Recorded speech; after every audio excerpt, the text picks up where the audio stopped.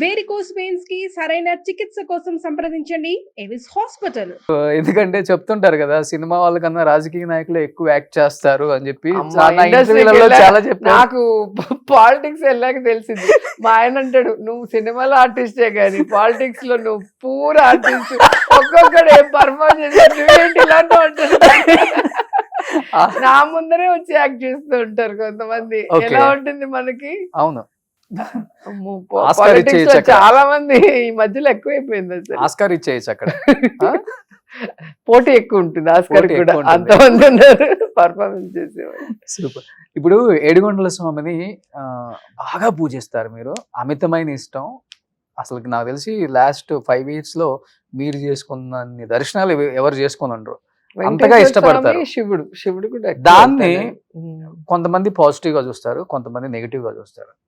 ఇన్నిసార్లు దైవ దర్శనం కేవలం డబ్బు కోసమే, ఆ దర్శనాల పేరుతో డబ్బులు లూటీ చేసేసారు అండ్ జనాల దగ్గర నుంచి లాగేశారు, దేవుడి పేరు చెప్పుకొని సొమ్ము గుంజేసుకొని దాచిపెట్టేసుకుంది రోజా అన్న కామెంట్స్ మీరు వినే ఉంటారు.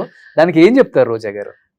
దేవుడే చూసుకుంటాడు. లడ్డు వివాదం తర్వాత ఇది బయటకు వచ్చింది, ఇది కూడా ఫస్ట్ నుంచే, ఫస్ట్ నుంచి ఫస్ట్ నుంచి ఛానల్లో అదే పనిలో ఉంటాయి. ఉమ్. దేవుడు దర్శనానికి వస్తే కూడా వాళ్ళకి కడుపు మంట, ఉమ్. దానివల్ల ఇలా అంటారు.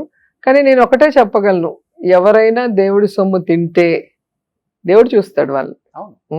ఎవరు కూడా దేవుడిని మోసం చేయలేరు కదా. అట్లాగే ఒక ఆడపిల్లని అన్యాయంగా మాట్లాడితే కూడా దేవుడు వాళ్ళని చూసుకుంటాడు. అయినా కూడా సినిమా ఇది బ్లాక్ లో సినిమా టికెట్లు అమ్ముకున్నట్టు కొండ మీద టికెట్లు ఎవరైనా అమ్ముకుంటారా? ఉమ్. వీటినే నీచంగా చూస్తాం, ఇంకా దేవుడి దగ్గర ఉన్నది.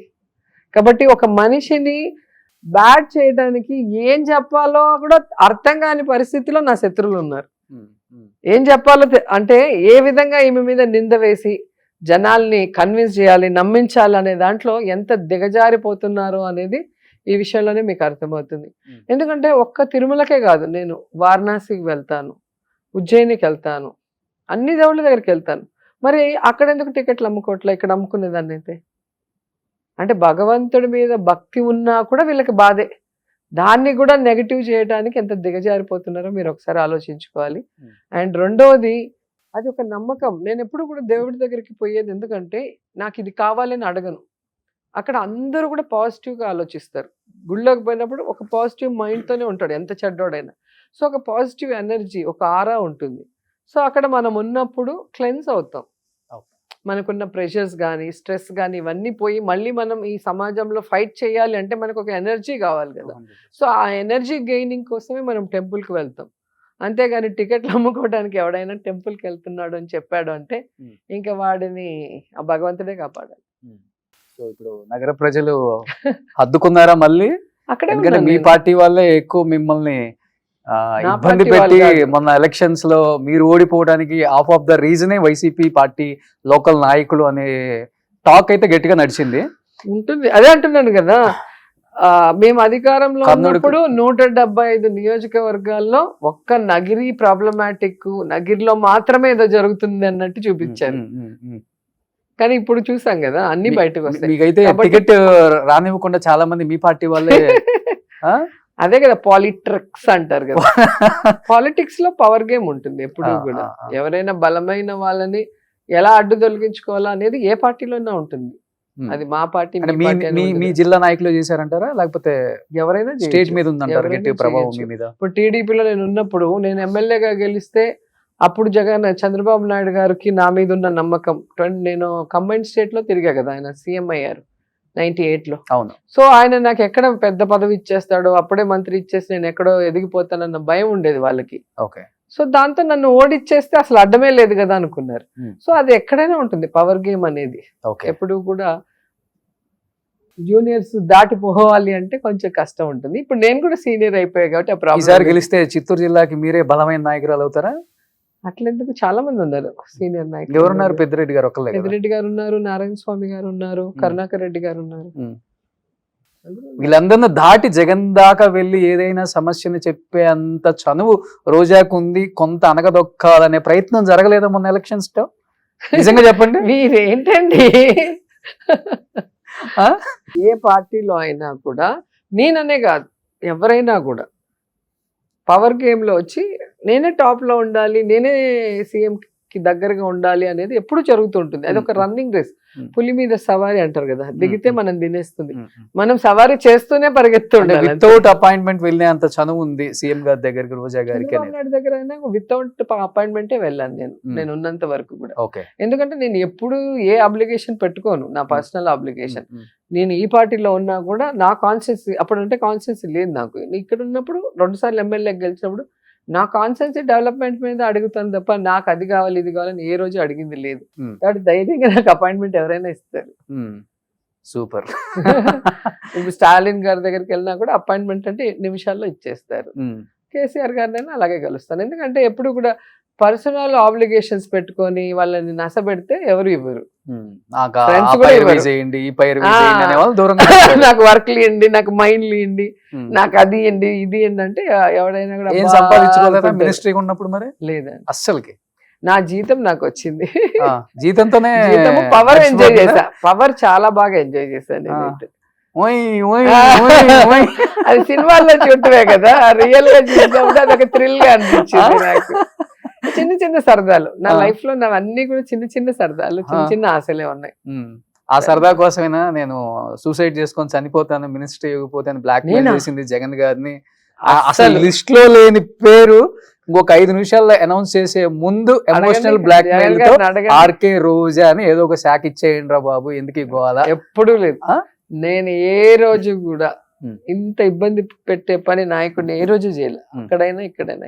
చేసుకొని చెప్పండి రోజా గారి ఒక్కదానికి ఆన్సర్. అలా ఫస్ట్ టైం ఇవ్వనప్పుడే వెళ్ళిపోయింది. నేను చనిపోతానన్నా మినిస్ట్రీ పోతే ఫస్ట్ టైం ఇవ్వనప్పుడే వెళ్ళిపోయి ఉండాలి. సెకండ్ టైం వరకు ఎందుకు వెయిట్ చేస్తారు? అదే అవకాశం వస్తుంది వెయిట్ చేస్తున్నాం కదా. అట్లా ఎవరు చేయరు, అట్లా ఎవరు చేయరు. ఇప్పుడే మీరు చూస్తుంటారు కదా, ఈ రోజులో చేయలేదంటే రేపు వెళ్ళిపోతారు. ఓకే. అన్ని రోజులు ఎవరు వెయిట్ చేయరు కదా, 3 years వెయిట్ చేస్తారు ఎవరన్నా. సో మీరు అనుకుంది అయితే సాధించారు ఇంకా రాజకీయాలలో. నేను మినిస్టర్ అవ్వాలని ఎప్పుడు అనుకోలేదు. నేను ఎమ్మెల్యే అవ్వాలి, పవర్ అంటే గవర్నమెంట్ వచ్చినప్పుడు ఎమ్మెల్యేగా ఉంటే ఎక్కువ మందికి నేను సర్వీస్ చేసే అవకాశం ఉంటుంది, ఎక్కువ మందికి హెల్ప్. అసలు మా కాన్సెన్సే కాదు, స్టేట్ లో ఎక్కడ ఎవరికి ఏ చిన్న హెల్ప్ కావాలన్నా కూడా జగన్ సార్కి చెప్పి చేయించుకునే స్థాయికి నేను వచ్చానంటే నాకు చాలా హ్యాపీగా ఉంది. ఇన్ని ఫ్యామిలీస్ ఈరోజు నేను బాగుండాలని కోరుకుంటున్నారు కదా, నేను ఈరోజు ఇంత హ్యాపీగా ఉన్నాను. సక్సెస్ ఫెయిల్యూర్ డిఫరెంట్, సినిమాల్లో ఉంటుంది, పాలిటిక్స్లో ఉంటుంది. కానీ మనిషి మనశ్శాంతిగా ప్రశాంతంగా తనకు నచ్చిన వాళ్ళతో, తన కుటుంబ సభ్యులతో, తనను అభిమానించే వాళ్ళతో, వెల్ విషర్స్తో హ్యాపీగా ఉండటం అందరి వల్ల కాదు, కోట్లున్నా కూడా ఉండదు. అది ఉండటం చాలా ముఖ్యం. అది బ్లెస్సింగ్స్తోనే వస్తుంది. ఎంతో మంది వాళ్ళు నాకు పరిచయం లేని వాళ్ళు కూడా ఇప్పుడు నీకు హెల్ప్ చేసి ఉంటే నువ్వు ఒక్కడే నాకు బ్లెస్ చేయొచ్చు, కానీ నువ్వు ఎంతమందికి చెప్పుకుంటావు నా గురించి, అమ్మ నాకు ఇట్లా చేసింది, అమ్మ వెళ్ళగానే నన్ను ఇలాగా చూసుకుంది అన్నప్పుడు వాళ్ళందరూ కూడా నీతో పాటు నాకు బ్లెస్సింగ్స్ ఇస్తారు. ఆమె బాగుండాలి, ఆమె బాగుంటే 10 మందికి మంచి జరుగుతుంది. అట్లా బ్లెస్సింగ్స్ తో నాకు హ్యాపీనెస్. మీ దగ్గర నాకు బాగా నచ్చే గుణం ఇదొకటే, పక్క వాళ్ళకి ఏదో ఒకటి చెయ్యాలి, అడిగితే మనం కాదు అనకూడదు. నన్ను నోరు తెరిచి అడిగితే లేదు అనేది లేదు. సహాయం, నేను చేయగలిగిన ప్రతి సహాయం అందరికీ చేశాను. కొంచెం రాజకీయాల్లోనే ఇవన్నీ కానీ విమర్శలు, రాజకీయాలు అంటే రాజకీయం అంటేనే ఫైటింగ్. నువ్వు అధికారంలో ఉన్నప్పుడు పని చేయాలి, అపోజిషన్ లో ఉన్నప్పుడు తప్పు జరిగినప్పుడు నిలదీయాలి. అది ఎవరైనా, ఎవరు అపోజిషన్ లో ఉంటే వాళ్ళు నిలదీయాలి, అధికారంలో ఉన్నవాడు సమాధానం చెప్పాలి, పని చేయాలి. ఇది మాకైనా మీకైనా ఎవరికైనా అదే. అపోజిషన్ లో ఉన్న ఫైర్ బ్రాండ్ అయితే ఇంకా ఎక్కువ సెక్యూరిటీని ఇవ్వాలి. కాన్వాయ్లు ఉన్నాయా? లేకపోతే ఉన్న గన్మెన్లు తీశారు, ఏ స్టేట్ లో లేనటువంటి విధంగా. ఒక హీరోయిన్ కాదు, ఒక ఎక్స్ మినిస్టర్ కాదు, ఏమీ చూడట్లా. No gunmen. ఏమంటే గన్మెన్ ఇస్తే తిరుగుతారు, గన్మెన్లు అయితే ఇంట్లో కూర్చుంటారు కదా అని చెప్పి తిరుగుతున్నారా? మరి ఇంట్లో హ్యాపీగా తిరుగుతున్నా. లేదా ఏం చేయగలరు? చేస్తే వాళ్ళకి కూడా అదే సిచ్యువేషన్ వస్తుంది కదా. కాబట్టి బెంచ్ లో తిరుగుతున్నారా? లేకపోతే బెంచ్ లో తిరుగుతాను, ఫార్చునర్ లో తిరుగుతాను, ఎన్డీవర్ లో తిరుగుతాను. బెంచ్ కూడా బాగా కార్లు ఉన్నాయి.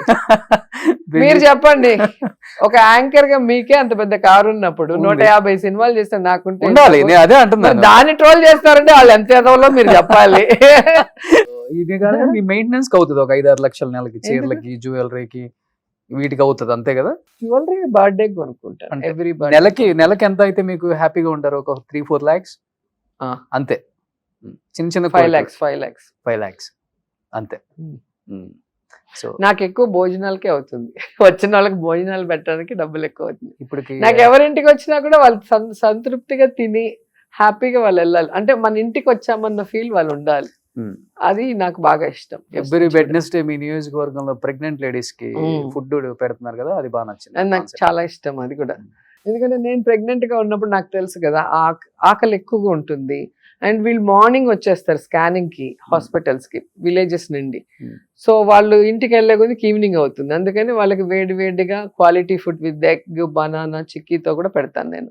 అది నాకు మనసుకి సంతృప్తి వస్తుంది. ఇప్పటికి కూడా చేస్తున్నాను, ఇప్పటికి కూడా. సూపర్. అది నాకు మనసుకు సంతృప్తినిచ్చే విషయం. అది ఎప్పుడు చేస్తున్నాను. 400 మెంబర్స్ వస్తారు 2 హాస్పిటల్, నగిరి ఒకటి, ఎవ్రీ బుధవారం. ఆశీస్సులు ఉంటాయి కదా. ఇప్పుడు ప్రెగ్నెంట్ లేడీయే కదా, ఆమెతో వచ్చే వాళ్ళ హస్బెండ్ లేదా మదర్ అత్త ఎవరు వస్తారు, వాళ్ళు కూడా తింటారు. ఓకే, ఎవరికి లేదని చెప్పం.